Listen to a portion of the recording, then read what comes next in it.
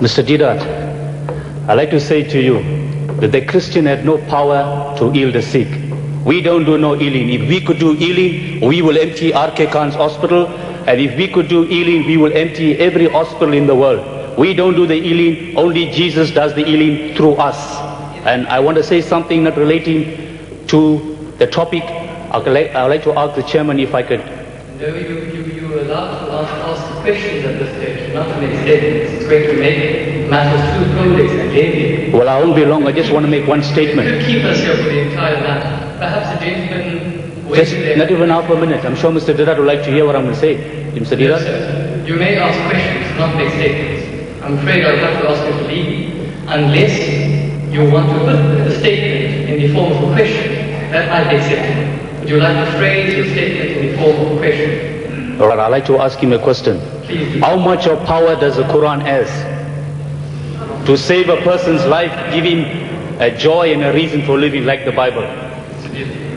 And just one more thing before you answer me, Mr. Deedat. The Quran has no power on earth to change a person's life. And hear me out. It is a dead book. It is unreachable, unidentified. I think you've asked the question. Okay, thank you, Mr. Deedat, and hope it's sink into your spirit. Thank you.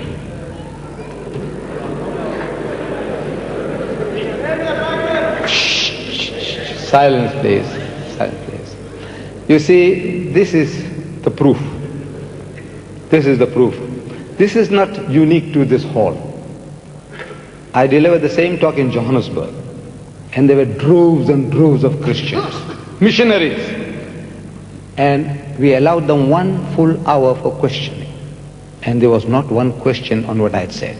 There is no Christian born who can contradict anything that I've said tonight. There isn't one born. Irrefutable evidence I have given you. Now you have to come and tell me that this chirp was a flying saucer or it was a helicopter. Tell me, tell us, tell these people here. No, there isn't. This is what happens. Allah describes it to us in the Holy Quran. Sabal naqzifu bil haqqi al batil. When truth is hurled against falsehood, it knocks out its brains. No questions. I tell you, I guarantee there are no questions. Not this. This is a lesson for the Muslims. That look, Allah has given you that power. I tell you, there isn't a Christian born who can answer what we have presented tonight. That this is not befitting the majesty of God, the language, the stories. I haven't come out with the whole. I just put them aside. I said, look, I'd rather give you a chance in case you said, look, this guy spoke for 2 hours and he's not giving us any chance. There's hardly any questioner. Look at this. There are droves and droves in Cape Town, droves and droves, and they set the words through the grapevine. Don't go and ask Deedat questions. You're going to make a fool of yourself. So they don't want to come forward.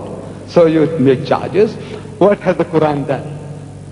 I said, look, Islam, through the Quran, through this one verse, it eliminated 4 major evils. One verse. I quote, Bismillahirrahmanirrahim. Ya ayyuhallazina amanu, say, oh you who believe, innamal khamru, most certainly intoxicants, wal maisiru and gambling, wal ansabu and fortune telling, wal azlamu and idol worship, rizum min amri shaitan, are an abomination of Satan's handiwork, fajtanibuhu la'allakum tuflihun.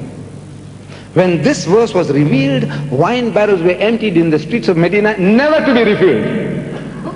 The most perfect, complete and lasting revolution in the history of mankind. One verse and the evil was abolished for good. No more idol worship, no more fortune telling, no more alcohol. This one verse created the biggest society of teetotalers in the world. The Muslims are the biggest society of people who don't imbibe alcohol. Look, this one verse did it. What are you talking about, dead book? This book with all your miracles, ask Swagat now with all his miracles. You worship him. I know my Indian Christian brethren.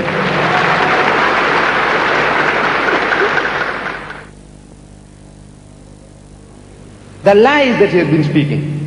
Jim Baker, the lies. Gorman, the lies. Can't you see? Bluff, big bluff. What are you talking about? Look, in South Africa, alcoholic consumption. Statistics, they tell us that the Muslim is the lowest alcoholic consumption in the country. These are your statistics. They have no statistics for Africans. They have no statistics for Indians. But they say the colored community, 5 times the amount of alcoholics as any other race in the country. 5 times the amount. The Malay is a color. It's a Muslim color. That's the identity he carries. He carries the color identity card. He lives with the colors. The Muslim Malay, the lowest in the country, the Christian colored, 5 times the amount of any other race in the country. This is what your book has done. I said 8% of the white people who read this book, incest, are committing incest. 13% of the American people are committing incest. What are you talking about changing your life? I want to know what life it has changed. What is this? Come forward. Look, I said that what I have presented to you, I presented a case to you. I said, look, this is not befitting God. This is not the word of God. Contradictions abound. You say one or none, 36,000 difference, 4 or 40. Jesus, come on, man, come on. And you want me to give you more? You read the book of Ezekiel, chapter 16, verse 25, read it. No, you don't know the book. He said nothing about the Bible. He doesn't read the Bible. He's a newborn Christian. He's a new Christian. He doesn't read the Bible. Jesus saved him, and it heals people.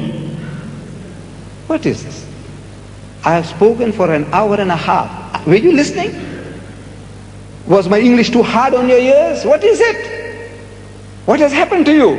No, the Quran gave the answer.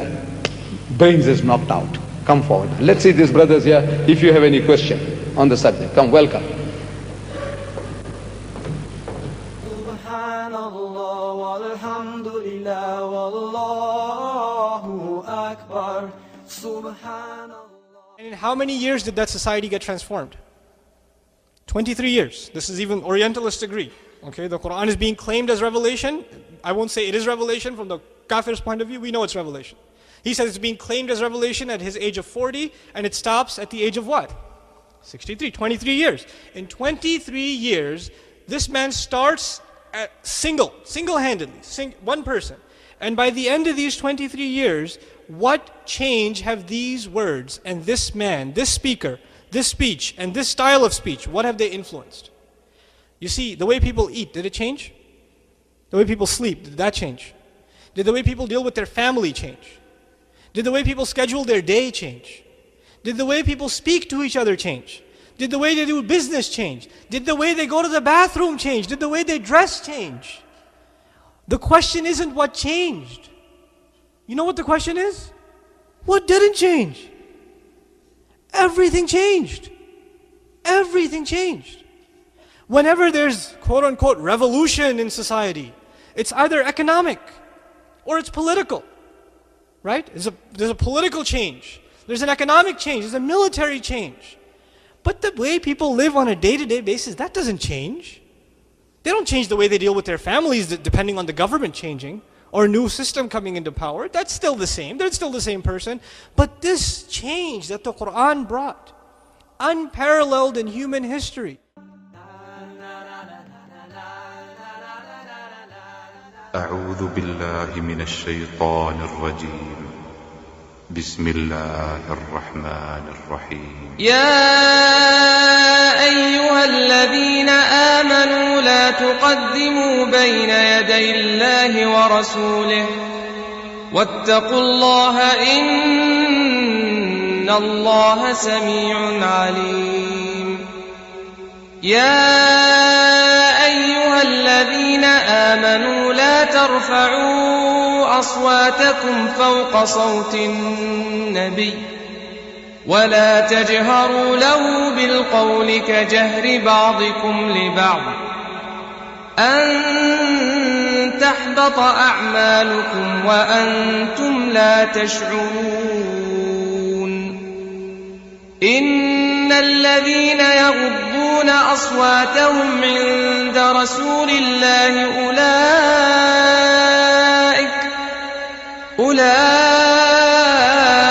الذين امتحن الله قلوبهم للتقوى لهم مغفرة وأجر عظيم إن الذين ينادونك من وراء الحجرات أكثرهم لا يعقلون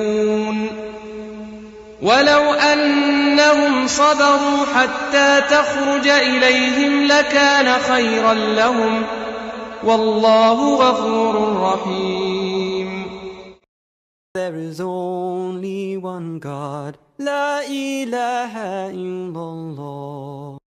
بل نقذف بالحق على الباطل فيدمغه فإذا هو زاهق ولكم الويل مما تصفون.